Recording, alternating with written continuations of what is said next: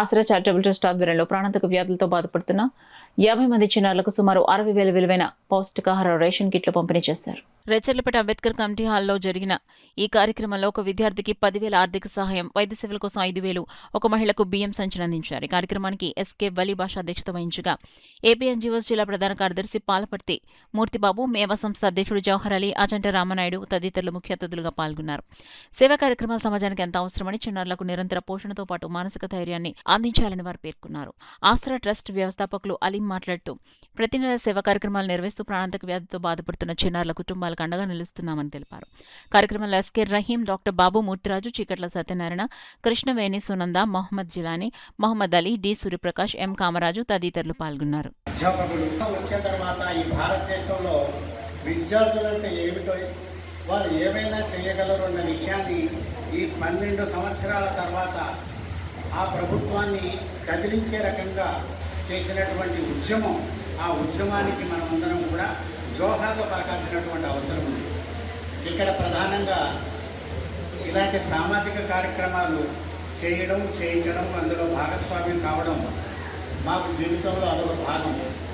కానీ నన్ను పరిచయం చేసేటప్పుడు మిత్రులు ఒక లాయర్గా ఏదో సక్సెస్ఫుల్ లాయర్గా నా దగ్గరకు వస్తే ఎవరైనా కేసులు గెలుస్తారు.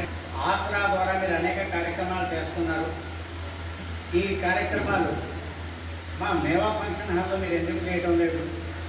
మేవా ఫంక్షన్ హాల్లో మీరు చేసుకుంటే కేవలం కరెంటు ఖర్చులు, వేరే ఖర్చులు తప్ప మీకు ఫ్రీగా మేము ఫంక్షన్ హాల్ ఇస్తాం. మీరు తప్పకుండా మేవా ఫంక్షన్ యొక్క కొన్ని కార్యక్రమాలు ఏం చేస్తున్నాం ఏంటనేది క్లుప్తంగా మీకు ఇబ్బంది కలగకూడదు, వాళ్ళకి ఆసరాగా నిలబడడానికి మేము మా సంస్థ ద్వారా కృషి చేయడం జరిగింది.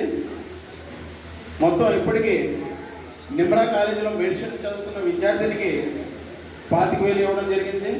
అదేవిధంగా 10th క్లాస్లో చదువుకోవడానికి ఇబ్బందిగా ఉంటే అతనికి ఒక 10,000, యానంలో ఒక విద్యార్థినికి ఒక 5,000, అలాగే ఇతర ప్రాంతాల్లో సామూర్తినగర్లో కానీ, అలాగే ప్రగతి కాలేజీలో, తర్వాత ఒక తండ్రి బట్టల వ్యాపారం చేసుకుంటూ ముమ్మిడివరంలో వెళ్తూ యాక్సిడెంట్కి గురయ్యి చనిపోతుంది. వాళ్ళు కలకత్తాలో ఉంటారండి, వాళ్ళకి ఎవరు లేరు. సునంద మేడం గారు తెలియజేయగానే ఆ పిల్లలకి 10,000 ఇవ్వడం జరిగిందండి. అదేవిధంగా ఈరోజు ఒక కుటుంబానికి చదువుకోవడానికి మన ముందు వచ్చారు, వారికి కూడా ఒక 10,000 ఇవ్వడం జరుగుతుందండి.